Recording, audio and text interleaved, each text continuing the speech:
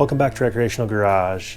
In the last video we worked on building this piece here, which is our main mount for a bunch of our electronics, the computer and whatnot.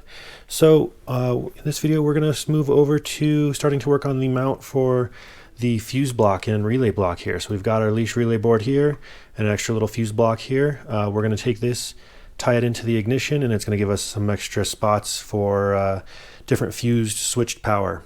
So we got to cut this down. I've got a line drawn already on here. We've got some other blocks here we need to cut down for some pieces that we need. We're not quite done with this. We still have to do a little bit more on that, so some of that's for that as well. But that's where we're going to start, is just starting to cut some of this aluminum. We'll tap and drill stuff, or drill and tap some of this stuff, and then start working on mounting it up in the car, making sure it looks like it's going to fit where I want it. So anyway, let's get to it and just see what we can get done.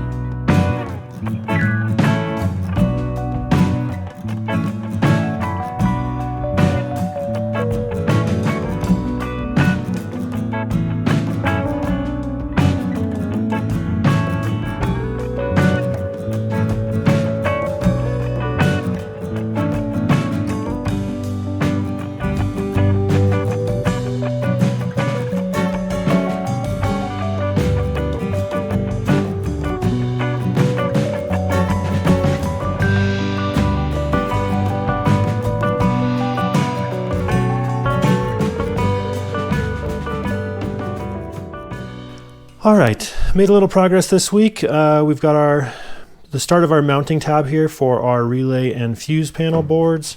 This is another fuse output, just going to give us some extra switched fuses. But this is going to be the start of it, so we'll mount this up under the dash. It doesn't look like I got a lot done this week, but I started working on some stuff off camera to work on getting this mounted up. So hopefully my idea is going to work, and we'll see that in the next video or two.